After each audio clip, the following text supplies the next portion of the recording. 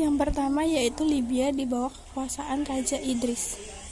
Libya merupakan sebuah negara yang sejak dahulu menjadi rebutan negara-negara imperialis Idris, yaitu 12 Maret 1889 sampai 25 Mei 1983 adalah Raja Libya yang menguasai dari tahun 1951 sampai tahun 1969. Pada tanggal 1 September 1969, ketika Idris berada di Turki untuk perawatan medis, ia diturunkan dari jabatannya oleh pasukan Libya di bawah kepemimpinan Kolonel Muammar al-Qaddafi dalam sebuah kudeta pada awal pemerintahan Raja Idris. 1. Libya mendapati permasalahan serius berupa kerusakan infrastruktur akibat perang, tingginya tingkat pengangguran, buta huruf, hingga minimnya lahan yang dapat diolah pertanian. Terjebak di tengah keterpurukan membuat Raja Idris I tergantung pada bantuan Barat. Yang kedua adalah mengenal sosok Muammar Qaddafi. Muammar Qaddafi yang bernama lengkap Muammar Abu Minyar al-Qaddafi lahir di Qasr Abu Hadi, Sirte pada 7 Juni 1942. Ia berasal dari keluarga dari suku kecil Arab yaitu Kadadaf. Suku Kadafa beradalah asal-usul Muammar Qaddafi, di mana mereka merasa bangga karena merupakan keturunan dari Nabi Muhammad SAW.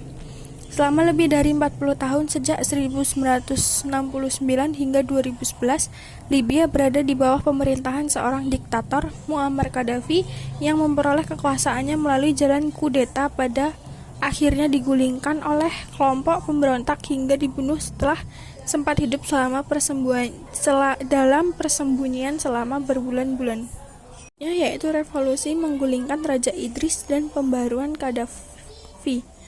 Kondisi Libya yang seolah sudah berada di titik kritis mendorong sekelompok perwira muda di bawah pimpinan Kolonel Muammar Qaddafi atau bekas salah seorang ajudan istana untuk melakukan revolusi. Kesempatan untuk melakukan revolusi menggulingkan Raja Idris akhirnya datang pada 1 September 1969.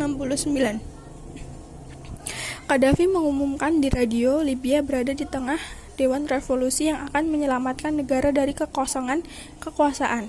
Junta militer pemimpin Qaddafi lalu menangkap kepala staf militer dan kepala keamanan yang setia dengan Raja Idris. Raja Idris pada akhirnya tidak bisa kembali lagi ke Libya sampai meninggal dunia di Mesir pada 1983. Kemudian pimpinan Muammar Qaddafi melalui radio Tripoli mengumumkan beberapa hal penting, di antaranya yaitu yang pertama, pembentukan Republik Arab Libya, yaitu sebuah republik baru yang akan membawa panji nasionalisme Arab dan kepentingan terhadap persatuan seluruh negara berkembang. Yang kedua, Dewan Komando Revolusi meyakinkan para diplomat bahwa kepentingan luar negeri terhadap minyak Libya akan dilindungi. Yang ketiga, Kolonel Muammar Qaddafi sebagai komandan gabungan angkatan bersenjata dan ketua DKR. Dan yang terakhir yaitu DKR telah membentuk sebuah kabinet baru yang terdiri dari orang-orang sipil dengan Sulaiman Maghribi sebagai perdana menterinya. Dan yang terakhir yaitu dampak revolusi Libya dan pembaruan Qaddafi.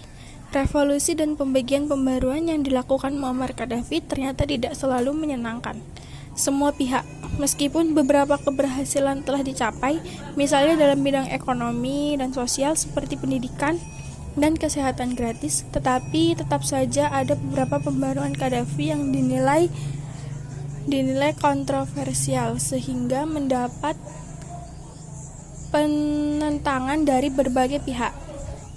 Amerika Serikat merupakan negara yang paling mengancam pembaruan yang dilakukan Qaddafi sehingga meningkatkan eskalasi konflik kedua negara. Beberapa peristiwa yang kemudian memperburuk hubungan Amerika Serikat dengan Libya antara lain, yang pertama yaitu penghentian bantuan militer Amerika Serikat kepada Libya, yang kedua perjanjian persahabatan Libya dan Uni Soviet, yang ketiga klaim Qaddafi terhadap Teluk Sidra, yang keempat penyerangan kedutaan Amerika Serikat di Tripoli, pengusiran para diplomat Libya dari Washington, dan yang terakhir yaitu tuduhan Reagan bahwa Qaddafi berada di belakang serangan kembar yang dilakukan gerilyawan Palestina di Roma dan Wina.